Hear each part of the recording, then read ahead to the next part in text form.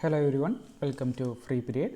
ഇന്ന് നമ്മൾ ഡിസ്കസ് ചെയ്യുന്നത് കാലിക്കറ്റ് യൂണിവേഴ്സിറ്റിയിലെ FIUGP ബേസിക്സ് ഓഫ് കമ്മ്യൂണിക്കേഷൻ എന്ന് പറയുന്ന ഭാഗത്തിൽ വരാൻ ചാൻസ് ഉള്ള മോഡൽ ഓഫ് ക്വസ്റ്റ്യൻസിനെ കുറിച്ചിട്ടാണ് ഡിസ്കസ് ചെയ്യുന്നത്. നമ്മൾ ഓൾറെഡി ക്വസ്റ്റ്യൻ പാറ്റേൺ എങ്ങനെയാണ് എന്നുള്ള കാര്യങ്ങൾ ഡിസ്കസ് ചെയ്തിട്ടുണ്ടായിരുന്നു. ഇന്ന് വരാൻ ചാൻസുകളുള്ള ചോദ്യങ്ങളാണ് നമ്മൾ ഡിസ്കസ് ചെയ്യാൻ പോകുന്നത്. ആദ്യമായിട്ട് നമ്മൾ ഡിസ്കസ് ചെയ്യുന്നത് സെഷൻ 7 വരുന്ന ക്വസ്റ്റ്യൻസ് ആണ്. 3 മാർക്കിന് ചോദ്യങ്ങളായിരിക്കും. 24 മാർക്ക് നിങ്ങൾക്ക് ലഭിക്കുന്നതാണ്. വരാൻ ചാൻസുള്ള കുറച്ച് 18 ചോദ്യങ്ങളോളമാണ് നമ്മൾ ഇന്ന് ഡിസ്കസ് ചെയ്യാൻ പോകുന്നത്. ഇപ്പോൾ നമ്മൾ ഡിസ്കസ് ചെയ്യുന്നത് അതിൽ ഒന്നാമത്തെ ചോദ്യമാണ് ചാനൽ എന്ന് പറയുന്നത്. ചാനൽ എന്ന് പറഞ്ഞു കഴിഞ്ഞാൽ നമുക്കറിയാം, കമ്മ്യൂണിക്കേഷൻ ചെയ്യുമ്പോൾ ഏറ്റവും പ്രധാനപ്പെട്ട ഒന്നാണ് എന്തെന്ന് പറയുന്നത്, ചാനൽ എന്ന് പറയുന്നത്. അതായത് ചാനൽ എന്ന് പറഞ്ഞു കഴിഞ്ഞാൽ is a medium used by the sender to send the message to the receiver എന്നുള്ളതാണ്. അതായത് സെൻഡർ ഒരു റിസീവർക്ക് മെസ്സേജ് സെൻഡ് ചെയ്യാൻ ഉപയോഗിക്കുന്ന മീഡിയത്തിനെയാണ് എന്തെന്ന് വിളിക്കുന്നത്, ചാനൽ എന്ന് പറയുന്നത്. അപ്പോൾ സ്വാഭാവികമായിട്ടും നിങ്ങൾ ഒരു news paper, radio, television, internet തുടങ്ങിയുള്ള കാര്യങ്ങൾ എന്താണ്, ഒരു ചാനലുകളാണ്. അതുപോലെ തന്നെ നിങ്ങൾ ഫോൺ ഉപയോഗിക്കുകയാണെന്നുണ്ടെങ്കിൽ അതൊരു ചാനലാണ്. അതുപോലെ തന്നെ നിങ്ങൾ ക്ലാസ് റൂമിൽ നിന്ന് സംസാരിക്കുകയാണെന്നുണ്ടെങ്കിൽ ക്ലാസ് റൂം എന്ന് പറയുന്ന ഒരു ചാനലാണ്. അപ്പോൾ ഇത്തരത്തിലുള്ള കാര്യങ്ങളെയാണ്, അതായത് കമ്മ്യൂണിക്കേഷൻ നിങ്ങൾ എങ്ങനെയാണ് നിങ്ങൾ കമ്മ്യൂണിക്കേഷൻ ചെയ്യുന്നത്, ആ ഒരു മീഡിയത്തിനെയാണ് എന്തെന്ന് വിളിക്കുന്നത്, ചാനൽ എന്ന് വിളിക്കുന്നത്. ഓക്കെ, ഇനി രണ്ടാമത്തെ ചോദ്യമാണ് സൈക്കോളജിക്കൽ ബാരിയേഴ്സ് എന്ന് പറയുന്നത്. സൈക്കോളജിക്കൽ ബാരിയേഴ്സ് എന്ന് പറഞ്ഞു കഴിഞ്ഞാൽ barriers in communication are mental or emotional blocks that can hinder the exchange of ideas or messages between people. അതായത് ഒരു ആളുകൾ കമ്മ്യൂണിക്കേഷൻ ചെയ്യുന്ന സമയത്ത് അവർക്ക് ഒരു മെൻ്റലായിട്ട്, മീൻസ് മാനസികപരമായിട്ട്, അല്ലെങ്കിൽ നമ്മളെ മനസ്സിനെ ബാധിക്കുന്ന ഇമോഷണൽ ആയിട്ടുള്ള കാര്യങ്ങളുടെ തടസ്സങ്ങളാണ് എന്തെന്ന് പറയുന്നത്, സൈക്കോളജിക്കൽ ബാരിയേഴ്സ് എന്ന് പറയുന്നത്. എക്സാമ്പിളായിട്ട് സ്ട്രെസ്, ആൻസൈറ്റി, ഫിയർ, അതുപോലെ തന്നെ lack of attention, emotional state, lack of confidence, attribute and mind set തുടങ്ങിയുള്ള കാര്യങ്ങളാണ് എന്തെന്ന് പറയുന്നത്, സൈക്കോളജിക്കൽ ബാരിയേഴ്സ് എന്ന് പറയുന്നത്. മൂന്നാമത്തെ ക്വസ്റ്റ്യനാണ് പബ്ലിക് കമ്മ്യൂണിക്കേഷൻസ് എന്ന് പറയുന്നത്. പബ്ലിക് കമ്മ്യൂണിക്കേഷൻസ് നമുക്കറിയാം എന്താണ് പബ്ലിക് കമ്മ്യൂണിക്കേഷൻ എന്ന് പറയുന്നത്. അതായത് കൂടുതൽ ആളുകളായിട്ട് നമ്മൾ കമ്മ്യൂണിക്കേഷൻ ചെയ്യുന്നതാണ് എന്തെന്ന് പറയുന്നത്, പബ്ലിക് കമ്മ്യൂണിക്കേഷൻസ് എന്ന് പറയുന്നത്. അതായത് കൂടുതൽ ആളുകൾ, ഗ്രൂപ്പിനേക്കാൾ കൂടുതൽ ആളുകളായിരിക്കും. അതായത് നമ്മളൊരു പൊതു ഇടങ്ങളിൽ നിന്ന് കമ്മ്യൂണിക്കേഷൻ ചെയ്യുന്നതാണ് പബ്ലിക് കമ്മ്യൂണിക്കേഷൻ എന്ന് പറയുന്നത്. കൂടുതലായിട്ടും ഒരു പൊളിറ്റിക്കൽ പാർട്ടിയുടെ പ്രോഗ്രാംസൊക്കെ കാര്യങ്ങളൊക്കെ നടക്കുന്നത് പബ്ലിക് കമ്മ്യൂണിക്കേഷനിൽ ഉൾപ്പെടുത്താം. ഒരു വൺ വേ കമ്മ്യൂണിക്കേഷൻ രീതിയായിരിക്കും എപ്പോഴും എല്ലാ സമയത്തും പബ്ലിക് കമ്മ്യൂണിക്കേഷൻ ഉണ്ടായിരിക്കുക. ലാക്ക് ഓഫ് ഫീഡ്ബാക്ക്, അതായത് ഫീഡ്ബാക്ക് വളരെ കുറവായിരിക്കും ഏതിൽ, ഒരു പബ്ലിക് കമ്മ്യൂണിക്കേഷനിൽ. അപ്പോൾ ഈ കാര്യങ്ങളൊക്കെ എഴുതണം, ഈ കാര്യങ്ങളൊക്കെ ഓർത്ത് വയ്ക്കുക. നാലാമത്തതാണ് സ്റ്റീരിയോ ടൈപ്പിംഗ്. നാലാമത്തെ ചോദ്യമാണ് സ്റ്റീരിയോ ടൈപ്പിംഗ് എന്ന് പറയുന്നത്. സ്റ്റീരിയോ ടൈപ്പിംഗ് ഒരു കമ്മ്യൂണിക്കേഷൻ ബാരിയറാണ്. എങ്ങനെ ഒരു ഒരാളെന്ത് ചെയ്യുന്നു, വിശ്വസിച്ച് വയ്ക്കുന്നു, ഒരു അസംഷൻ വയ്ക്കുന്നു കുറച്ച് ആളുകളുമായിട്ട്, അല്ലെങ്കിൽ ഡിഫറെൻറ്റ് ഗ്രൂപ്പുകൾ, ബാക്ക്ഗ്രൗണ്ടിൽ പെടുന്ന ആളുകൾ, കൾച്ചറായിട്ടുള്ള കാര്യങ്ങളൊക്കെ ഇവരെന്ത് ചെയ്യുന്നു, നമ്മൾ ഓൾറെഡി ഒരാളെക്കുറിച്ച് എന്ത് ചെയ്യുന്നു, ഒരു അസംഷനോട് കൂടിയിട്ട്, ഒരു ഊഹത്തോട് കൂടിയിട്ട് ഒരാളോട് സംസാരിക്കുന്നതാണ് എന്തെന്ന് പറയുന്നത്, സ്റ്റീരിയോ ടൈപ്പിംഗ് എന്ന് പറയുന്നത്. ഓക്കെ, നമ്മളൊരു ഓൾറെഡി പ്രീസെറ്റ് ചെയ്ത് വെച്ചുള്ള മൈൻഡോട് കൂടിയിട്ട് മറ്റുള്ള ആളുകളോട് സംസാരിക്കുക, ആ ഒരു ടെൻഡൻസിയാണ് എന്തെന്ന് പറയുന്നത്, സ്റ്റീരിയോ ടൈപ്പിംഗ് എന്ന് പറയുന്നത്.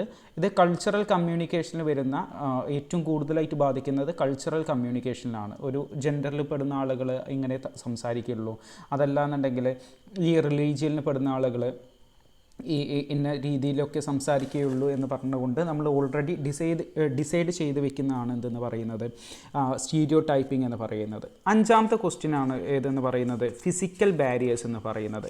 ഫിസിക്കൽ ബാരിയേഴ്സ് എന്ന് പറഞ്ഞു കഴിഞ്ഞാൽ നമ്മൾ ഓൾറെഡി നമ്മൾ മുൻ വീഡിയോകളിലൊക്കെ ഡിസ്കസ് ചെയ്തിട്ടുണ്ടായിരുന്നു.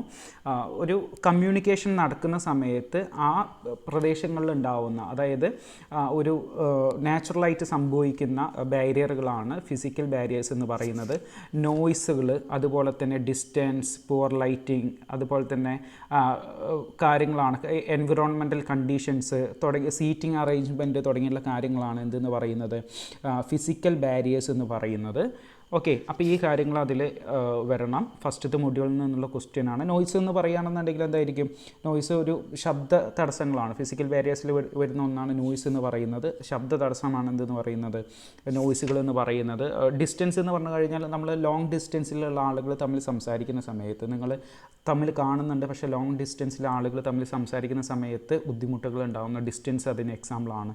സീറ്റ് അറേഞ്ച്മെൻറ്റുകൾ എക്സാമ്പിളാണ്. നിങ്ങൾ ഒരു ക്ലാസ് റൂമിലിരിക്കുന്ന സമയത്ത് നിങ്ങളുടെ സീറ്റിൽ നിന്നും നിങ്ങൾക്ക് സംസാരിക്കുന്ന വ്യക്തിയെ കാണാൻ കഴിയുന്നില്ല എന്ന് പറയുന്ന ബുദ്ധിമുട്ടൊക്കെ ഫിസിക്കൽ ബാരിയേഴ്സിൽ വരുന്നതാണ്. 6th പോയിൻ്റ് എന്ന് പറയുന്നത് ക്വസ്റ്റ്യൻ എന്ന് പറയുന്നത് നോയ്സാണ്. നോയ്സ് എന്ന് പറഞ്ഞു കഴിഞ്ഞാൽ unwanted sound that ഇൻ്റർഫിയേഴ്സ് with the communication process എന്നുള്ളതാണ്. അതായത് കമ്മ്യൂണിക്കേഷൻ പ്രോസസ്സ് നടക്കുന്ന സമയത്ത് അൺവാണ്ടഡ് ആയിട്ടുള്ള, ഒരിക്കലും ആവശ്യമില്ലാത്ത സൗണ്ടുകളെയാണ് നമ്മൾ എന്തെന്ന് വിളിക്കുന്നത്? നോയ്സുകൾ എന്ന് വിളിക്കുന്നത്. ശബ്ദ തടസ്സങ്ങളെയാണ് എന്തെന്ന് വിളിക്കുന്നത്? നോയ്സുകൾ എന്ന് വിളിക്കുന്നത്. ഓക്കെ, അപ്പോൾ ഇതാണ് നോയ്സ് എന്ന് പറയുന്നതിൻ്റെ ആൻസർ എന്ന് പറയുന്നത്. അടുത്തത് ഡിസ്കസ് ചെയ്യുന്നത് ഫോർമൽ കമ്മ്യൂണിക്കേഷനെ കുറിച്ചിട്ടാണ്. ഫോർമൽ കമ്മ്യൂണിക്കേഷൻ എന്ന് പറഞ്ഞു കഴിഞ്ഞാൽ ഒരു individual is in an organisation or institution exchange official information, it is described A formal communication. അതായത് ഒരു വ്യക്തി ഒരു ഓർഗനൈസേഷനിൽ നിന്നോ ഒരു ഇൻസ്റ്റിറ്റ്യൂഷനിൽ നിന്നോ ഒഫീഷ്യലായിട്ടുള്ള കാര്യങ്ങൾ ഇൻഫർമേഷൻ പാസ് ചെയ്യുന്നു, കമ്മ്യൂണിക്കേറ്റ് ചെയ്യുന്നു. അതിനെയാണ് എന്തെന്ന് വിളിക്കുന്നത്? ഫോർമൽ കമ്മ്യൂണിക്കേഷൻസ് എന്ന് വിളിക്കുന്നത്. അതായത് ഇപ്പോൾ HODമാരും പ്രിൻസിപ്പാളും തമ്മിലുള്ള കമ്മ്യൂണിക്കേഷൻ എന്ന് പറയുന്നത് ഒഫീഷ്യൽ ഫോമിലായിരിക്കും. അതായത് അതിനൊരു ഔദ്യോഗികത ഉണ്ടായിരിക്കും. അതാണ് എന്തെന്ന് പറയുന്നത്? ഫോർമൽ കമ്മ്യൂണിക്കേഷൻ എന്ന് പറയുന്നത്. അതിൽ തന്നെ ടൈപ്സ് ഓഫ് ഫോർമൽ കമ്മ്യൂണിക്കേഷൻസ് പഠിച്ചു വയ്ക്കണം. കാരണം downward communication, upward communication, horizontal communication, diagonal communication തുടങ്ങിയിട്ടുള്ള കാര്യങ്ങൾ പഠിച്ചു വയ്ക്കണം. ക്വസ്റ്റ്യൻസ് വരാൻ സെക്ഷൻ ഡിയിൽ ക്വസ്റ്റ്യനുകൾ വരാനുള്ള ചാൻസുകളുണ്ട്. ഓക്കെ, 8th ക്വസ്റ്റ്യനാണ് റിട്ടൺ കമ്മ്യൂണിക്കേഷൻ എന്ന് പറയുന്നത്. എഴുത്തുകൾ രൂപേണ നമ്മൾ കമ്മ്യൂണിക്കേഷൻ ചെയ്യുന്നതാണ് എന്തെന്ന് പറയുന്നത്? റിട്ടൺ കമ്മ്യൂണിക്കേഷൻസ് എന്ന് പറയുന്നത്. റിട്ടൺ കമ്മ്യൂണിക്കേഷൻ എന്തായിരിക്കും? വെർബൽ നാച്ചർ ആയിരിക്കും. And written communication has a non verbal ഡൈമെൻഷൻസും. അതായത് വെർബലായിരിക്കും, നോൺ വെർബൽ ഡൈമെൻഷൻസും എന്തുണ്ട്? ഒരു റിട്ടൺ കമ്മ്യൂണിക്കേഷൻ ഉണ്ട്. കാരണം എന്ന് വെച്ച് കഴിഞ്ഞാൽ ഇത് നമ്മൾ എഴുതുകയും നമ്മൾ വായിക്കുകയും ചെയ്യുന്നുണ്ട്. അതുകൊണ്ട് ഇത് വെർബലും നോൺ വെർബൽ കമ്മ്യൂണിക്കേഷനിലും വരുന്ന ഒന്നുകൂടിയാണ്. റിട്ടൺ കമ്മ്യൂണിക്കേഷൻ ഫോർമൽ കമ്മ്യൂണിക്കേഷനിൽ വരുന്ന ഒരു കാര്യം കൂടിയാണ്.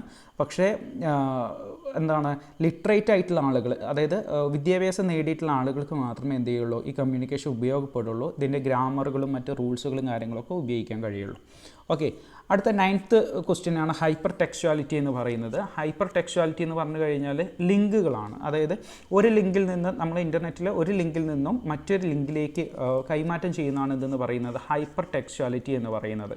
Hyper text has come to describe a text which provides a networks of links to other text that are outside, above and beyond എന്നുള്ളതാണ്. എന്ന് വെച്ച് കഴിഞ്ഞാൽ ഹൈപ്പർ ടെക്സ്റ്റുകൾ എന്ന് പറയുന്ന ടെക്സ്റ്റുകളാണ്, എഴുത്തുകളായിരിക്കും. പക്ഷേ ആ ലിങ്കിൽ നിന്ന് എന്ത് ചെയ്യാൻ പറ്റും? മറ്റ് കാര്യങ്ങളിലേക്ക്, മറ്റു ലിങ്കുകളിലേക്ക് നമുക്ക് എന്ത് ചെയ്യാൻ പറ്റും? ചലിക്കാൻ കഴിയും, പോകാൻ കഴിയും. അത്തരത്തിലുള്ള കാര്യങ്ങളെയാണ് എന്തെന്ന് പറയുന്നത്? ഹൈപ്പർ ടെക്സ്ച്വാലിറ്റി എന്ന് വിളിക്കുന്നത്. ഓക്കെ, അപ്പോൾ ഈ ഹൈപ്പർ ടെക്സ്ച്വാലിറ്റി എന്ന് പറയുന്ന ഡിജിറ്റൽ മീഡിയയിൽ വരുന്ന ക്വസ്റ്റ്യനാണ്. അതിൽ മൾട്ടിമീഡിയാലിറ്റി, ഡിജിറ്റൽ, അതുപോലെ തന്നെ ഇൻട്രാക്ടിവിറ്റി എന്ന് പറയുന്ന ചോദ്യങ്ങളൊക്കെ നിങ്ങൾക്ക് എന്ത് ചെയ്യാം? വരാൻ ചാൻസ് ഉള്ള ചോദ്യങ്ങളാണ്. ഈ കാര്യങ്ങൾ നോക്കണം. ഓക്കെ, അടുത്തത് ഫീഡ്ബാക്ക് എന്നുള്ളതാണ്. ഫീഡ്ബാക്ക് എന്ന് പറഞ്ഞു കഴിഞ്ഞാൽ ഒരു കമ്മ്യൂണിക്കേഷനിൽ ഏറ്റവും ഇമ്പോർട്ടൻ്റ് ആയിട്ടുള്ള പാർട്ടാണ് എന്തെന്ന് പറയുന്നത്? ഫീഡ്ബാക്ക് എന്ന് പറയുന്നത്. നിങ്ങളൊരു കമ്മ്യൂണിക്കേഷൻ ചെയ്യുമ്പോൾ അത് ഒരു റിസീവർക്ക് എത്രത്തോളം മനസ്സിലായി എന്നുള്ള ഇത് നമുക്ക് അണ്ടർസ്റ്റാൻഡ് ചെയ്യുന്നതിന് വേണ്ടിയിട്ട് ഫീഡ്ബാക്ക് എന്ന് പറയുന്നത് നമ്മൾ സഹായിക്കുന്ന ഒന്നാണ്. ഓക്കെ, അപ്പോൾ ആ കാര്യങ്ങളാണ് ഫീഡ്ബാക്ക് എന്ന് പറയുന്നത്. എൻകോഡിംഗ് എന്ന് പറഞ്ഞു കഴിഞ്ഞാൽ അടുത്ത ക്വസ്റ്റ്യൻ, അതായത് 11th ക്വസ്റ്റ്യനാണ് എൻകോഡിംഗ് എന്ന് പറയുന്നത്. എൻകോഡിംഗ് എന്ന് പറഞ്ഞു കഴിഞ്ഞാൽ encoding refers to the process of converting the sender's thought and ideas into a format that can be easily transmitted to the recipient എന്നുള്ളതാണ്. അതായത് റിസീവർക്ക് സെൻഡർക്ക് പറയാനുള്ള കാര്യങ്ങൾ, ഐഡിയാസൊക്കെ ഒരു കൃത്യമായിട്ടുള്ള ഒരു പ്രോസസ്സിലോട്ട് കൺവേർട്ട് ചെയ്യുന്ന രീതിയാണ് എന്തെന്ന് പറയുന്നത്? എൻകോഡിംഗ് എന്ന് പറയുന്നത്. അതിനൊരു എക്സാമ്പിൾ പറയുകയാണെന്നുണ്ടെങ്കിൽ നമ്മൾ സംസാരിക്കുന്ന സമയത്ത് സ്വാഭാവികമായിട്ടും നമ്മളുടെ ഐഡിയാസ് സൗണ്ട് വേവുകളായിട്ടാണ് ചലിക്കുന്നത്. അപ്പോൾ ആ സൗണ്ട് വേവുകളാവുന്നതാണ് എന്തെന്ന് പറയുന്നത് എൻകോഡിംഗ് എന്ന് പറയുന്നത്. അടുത്ത ഡീകോഡിംഗ് ആണ്. ഡീകോഡിംഗ് എന്ന് പറഞ്ഞു കഴിഞ്ഞാൽ എൻകോഡ് ചെയ്തു വരുന്ന കാര്യങ്ങൾ അത് റെസിപ്പിയൻസ് റിസീവറുടെ കയ്യിലെത്തുന്നു, റിസീവർ അത് അണ്ടർസ്റ്റാൻഡ് ചെയ്യുന്നു, മനസ്സിലാക്കുന്നു.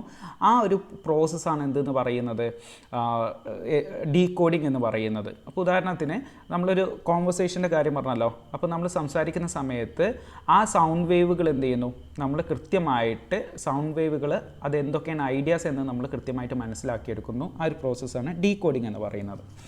അടുത്ത ചോദ്യം എന്ന് പറയുന്നത് ഗ്രൂപ്പ് കമ്മ്യൂണിക്കേഷനാണ്. ഗ്രൂപ്പ് കമ്മ്യൂണിക്കേഷൻ എന്ന് പറഞ്ഞു കഴിഞ്ഞാൽ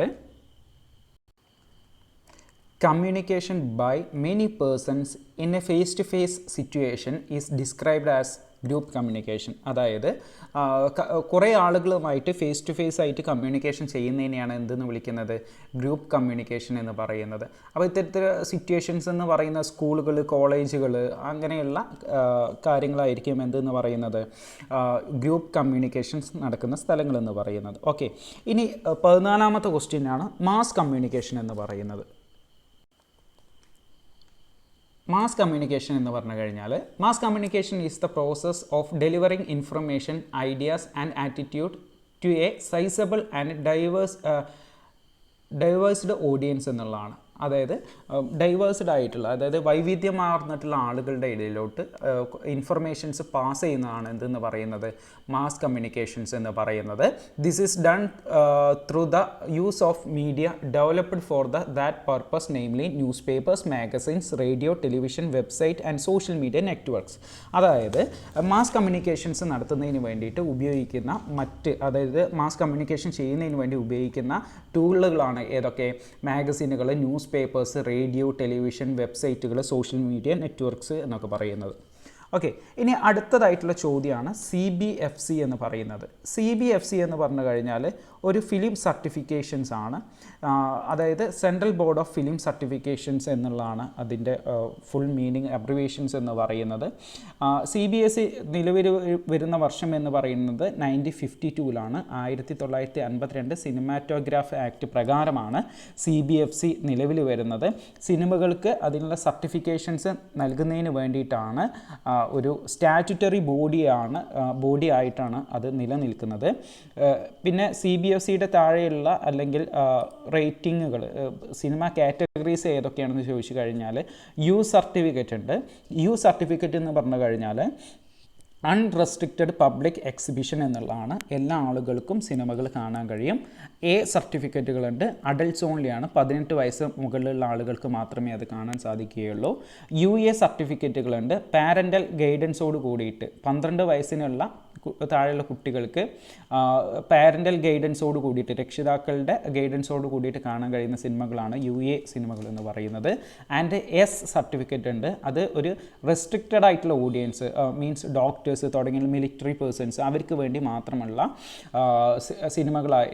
സർട്ടിഫിക്കറ്റുകളാണ് S സർട്ടിഫിക്കറ്റുകൾ എന്ന് പറയുന്നത്. അപ്പോൾ ഈ സർട്ടിഫിക്കറ്റുകളുടെ പേരുകളും ഓർത്തു വയ്ക്കുക.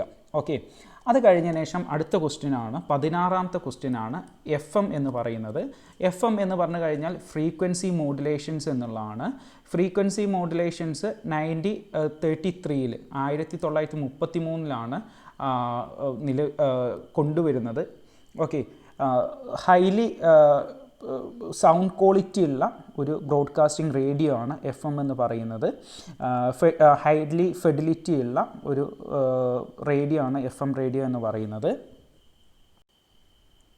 അപ്പോൾ ഹൈ ഫെഡിലിറ്റിയോട് കൂടിയിട്ട് ബ്രോഡ്കാസ്റ്റ് ചെയ്യുന്ന റേഡിയോ സ്റ്റേഷൻസിനെയാണ് ഫ്രീക്വൻസി മോഡുലേഷൻസ് എന്ന് വിളിക്കുന്നത്. 1933 ഇത് നിലവിൽ വരുന്നത്. FM സ്റ്റേഷൻസ് അറിയാം, ആൾ ഇന്ത്യ റേഡിയോ കൊച്ചി, അതുപോലെ തന്നെ ആൾ ഇന്ത്യ റേഡിയോ മഞ്ചേരി, മലപ്പുറം ഡിസ്ട്രിക്റ്റിലുള്ള മഞ്ചേരി, പിന്നെ അതുപോലെ തന്നെയുള്ള കാര്യങ്ങൾ FM റേഡിയോസാണ്. അതുപോലെ തന്നെ റെഡ് FM, പിന്നെ അങ്ങനെ തുടങ്ങിയിട്ടുള്ള കുറേ FM സ്റ്റേഷൻസ് ഉണ്ട്. ക്ലബ് FM തുടങ്ങിയിട്ടുള്ള FM സ്റ്റേഷനുകളുണ്ട്. അടുത്തത് VR എന്നുള്ളതാണ്. VR എന്ന് പറഞ്ഞു കഴിഞ്ഞാൽ വിർച്വൽ റിയാലിറ്റി എന്നുള്ളതാണ്. വിർച്വൽ റിയാലിറ്റി നമ്മൾ ഓൾറെഡി ഡിസ്കസ് ചെയ്തിട്ടുണ്ട്. എന്താണ് VR എന്ന് പറഞ്ഞു കഴിഞ്ഞാൽ ഒരു 3D ഡയമെൻഷനിലായിട്ട്, അതായത് നമ്മളുടെ മുന്നിൽ ഒരു 3D ഡയമെൻഷനിലായിട്ട് ഒരു ഇമ്മസീവായിട്ടുള്ള വേൾഡിലോട്ട് അല്ലെങ്കിൽ വിർച്വലായിട്ടുള്ള വേൾഡിലോട്ട് നമ്മളെ കൊണ്ടുപോകുന്ന പുതിയ രീതിയിലുള്ള ടെക്നോളജിയാണ് വിർച്വൽ റിയാലിറ്റി എന്ന് പറയുന്നത്. 3D ഡയമെൻഷൻസ് ആയിരിക്കും. അതുപോലെ തന്നെ നമുക്ക് ആ ലോകത്തോട് അല്ലെങ്കിൽ ആ വേൾഡിലേക്ക് ഇറങ്ങി ചെല്ലാൻ കഴിയുന്ന ഒരു രീതിയായിരിക്കും വിർച്വൽ റിയാലിറ്റിയിൽ ഉണ്ടായിരിക്കുക. ഓക്കെ, അടുത്തത് ഗേറ്റ് കീപ്പിംഗ് എന്ന് പറയുന്ന പ്രോസസ്സാണ്. ഗേറ്റ് കീപ്പിംഗ് എന്ന് പറയുന്നത് ഫിൽട്രേഷനാണ്. എന്ന് വെച്ച് കഴിഞ്ഞാൽ നമ്മൾ ന്യൂസിലൊക്കെ നമുക്ക് അനാവശ്യമായിട്ടുള്ള വാർത്തകൾ ഒഴിവാക്കുന്നതിന് വേണ്ടിയിട്ടുള്ള ഒരു പ്രോസസ്സാണ് ഗേറ്റ് കീപ്പിംഗ് എന്ന് പറയുന്നത്. അപ്പോൾ ഒരു ഗേറ്റ് കീപ്പിങ്ങിൻ്റെ കമ്മ്യൂണിക്കേഷനിൽ എത്രത്തോളം ഒരു പ്രോസസ്സ് ഉണ്ട് എന്ന് ചോദിച്ചു കഴിഞ്ഞാൽ, gate keeping is the process of deciding what information is appropriate to share with others. എന്തൊക്കെ ഇൻഫർമേഷൻസ് ആണ് നമ്മൾ ഷെയർ ചെയ്യേണ്ടത്, മറ്റുള്ള ആളുകളുമായിട്ട് നമ്മൾ ഷെയർ ചെയ്യേണ്ടത് എന്ന് തീരുമാനിക്കുന്ന ഒരു പ്രോസസ്സിനെയും കൂടിയാണ് എന്തെന്ന് വിളിക്കുന്നത്, ഗേറ്റ് കീപ്പിംഗ് എന്ന് വിളിക്കുന്നത്. അപ്പോൾ ഇത്തരത്തിലുള്ള 18 ചോദ്യങ്ങൾ നമുക്ക് എക്സ്പെക്റ്റ് ചെയ്യാം. ഇതല്ലാത്ത വേറെ ക്വസ്റ്റ്യൻസും വരാൻ ചാൻസുകളുണ്ട്. പക്ഷേ ഏറ്റവും റീസെൻ്റായിട്ട് എക്സാമുകളിലൊക്കെ കണ്ടിട്ടുള്ള ക്വസ്റ്റ്യൻസാണ് നമ്മൾ ഡിസ്കസ് ചെയ്തിട്ടുള്ളത്. അതുപോലെ തന്നെ ക്യാരക്ടറിസ്റ്റിക്സ് ഓഫ് മാസ് കമ്മ്യൂണിക്കേഷനിലെ മാസ് മീഡിയ, അനോണിമസ് അങ്ങനെയുള്ള ഏതെങ്കിലും ഒരു ചോദ്യങ്ങളും നിങ്ങൾക്ക് എക്സ്പെക്റ്റ് ചെയ്യാൻ സാധിക്കും.